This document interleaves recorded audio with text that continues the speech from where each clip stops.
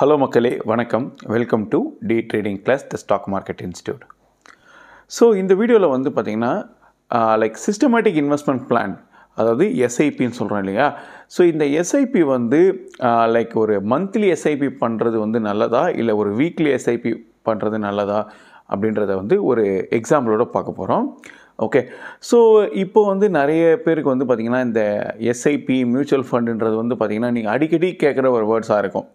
Like நீங்கள் ஒரு இன்ஸ்டாகிராமில் ஸ்க்ரோல் பண்ணும்போதோ இல்லை ஒரு யூடியூப்பில் பார்க்கும்போதோ இல்லை நிறைய வந்து ஈவன் லைக் நீங்கள் ஆன் த வே ரோட்டில் போகும்போதே நிறைய பேனர்ஸ் பற்றி லைக் மியூச்சுவல் ஃபண்ட் சரியானது அப்படின்னு வந்து நிறைய பேனர்ஸும் நீங்கள் பார்ப்பீங்க இல்லையா. ஸோ இந்த மியூச்சுவல் ஃபண்ட் எஸ்ஐபி வந்து நிறைய மெத்தட் ஆஃப் இன்வெஸ்ட்மெண்ட் இருக்குது.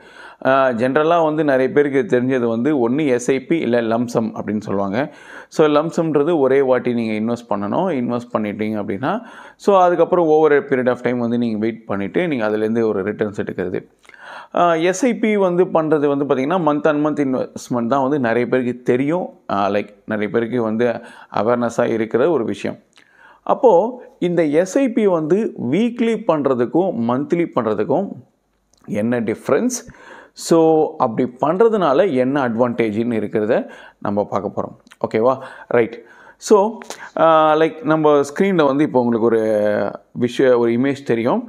ஸோ இந்த இமேஜ் வந்து பார்த்திங்கன்னா மந்த்லி எஸ்ஐபி, அதாவது மாதம் 4000 நம்ம இன்வெஸ்ட் பண்ணுறோம் அப்படின்னா ஸோ எக்ஸ்பெக்டிங் 15% ரிட்டர்ன்ஸு ஒரு 30 வருஷம் டைம் பீரியட் நம்ம பண்ணுறோம் அப்படின்னா நீங்கள் எவ்வளோ இன்வெஸ்ட் பண்ணியிருந்திருப்பீங்க அப்படின்னா 16,69,675 ரூபா வந்து நீங்கள் இன்வெஸ்ட் பண்ணியிருந்திருப்பீங்க.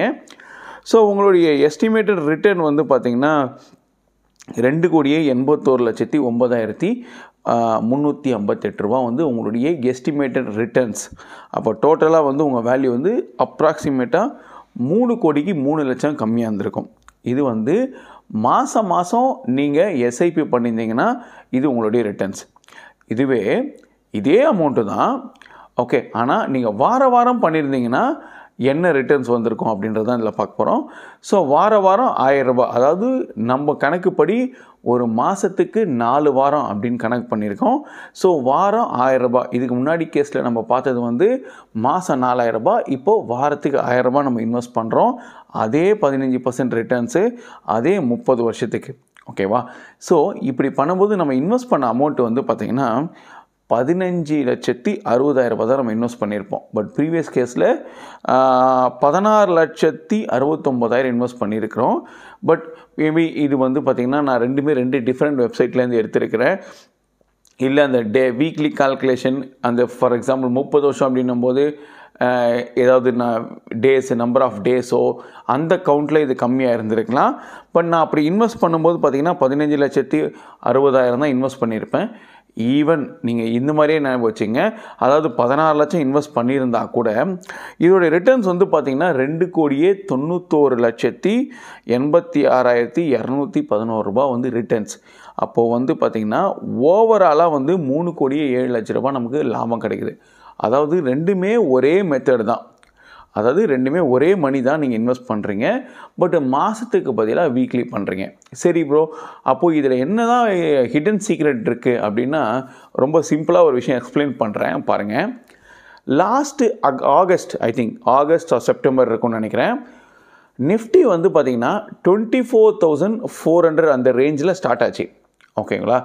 ஸோ அந்த த்ரூ அவுட் த மந்த்து பார்த்திங்கன்னா நிஃப்டி 2 ஹை, அதாவது 2 ஹை லோ, 25,000 அந்த சைட்லேயும், டவுன் சைடில் 24,000, இன்னும் ஈவன் டவுன் கூட போயிட்டு.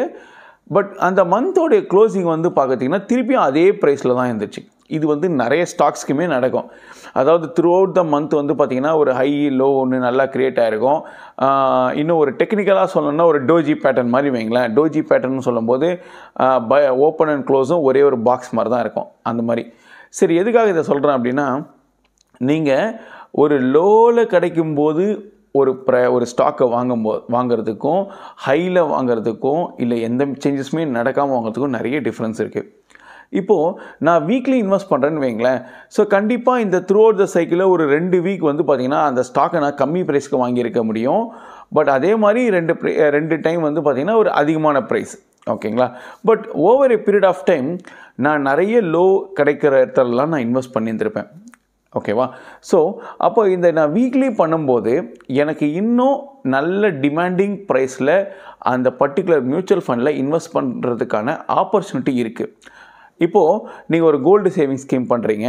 ஒரு கோல்டு சேவிங் ஸ்கீமை பொறுத்தவரையிலும் நீங்கள் கட்டுற அன்றைக்கி என்ன ப்ரைஸோ அதான். நீங்கள் லோன்னு நினச்சி நீங்கள் போய் கட்டுற அன்றைக்கி இருக்கும், இல்லை அடுத்த நாள் அதை விட லோவாக இருக்கும். அப்போது நீங்கள் வாரம் நினச்சி வாங்கி பாருங்களேன், கண்டிப்பாக வந்து உங்களுக்கு ஒரு வாரம் இல்லை 2 வாரம் ஒரு லோ ப்ரைஸில் கிடைக்கிறதுக்கான பாசிபிலிட்டி இருக்குது. இதுதான் இந்த வீக்லி இன்வெஸ்ட்மெண்ட்டுக்கும் மந்த்லி இன்வெஸ்ட்மெண்ட்டுக்கும் இல்லை வித்தியாசம். ஓகேங்களா? ஸோ அப்போ நான் உங்களுக்கு உடனடியாக வந்து நீங்கள் வீக்லி இன்வெஸ்ட்மெண்ட்டு ட்ரை பண்ணுங்கள் அப்படின்னு நான் சொல்ல விரும்பலை. ஓகே, ஸோ நீங்கள் ஒரு 5 மியூச்சுவல் ஃபண்டு பண்ணுறீங்க அப்படின்னா கண்டிப்பாக ஒன்று இதை ட்ரை பண்ணி பார்க்கலாம். இதில் பெருசாக ஒன்றும் சேஞ்சஸ் இருக்க போகிறது இல்லை. நீங்கள் மந்த்லிக்கு பதிலாக வீக்லி பண்ண போகிறீங்க. அதே அமௌண்ட்டு தான். இப்போ நீங்கள் 2000 ரூபா பண்ணுறீங்கன்னா 500 பர் வீக்காக பண்ணுங்கள்.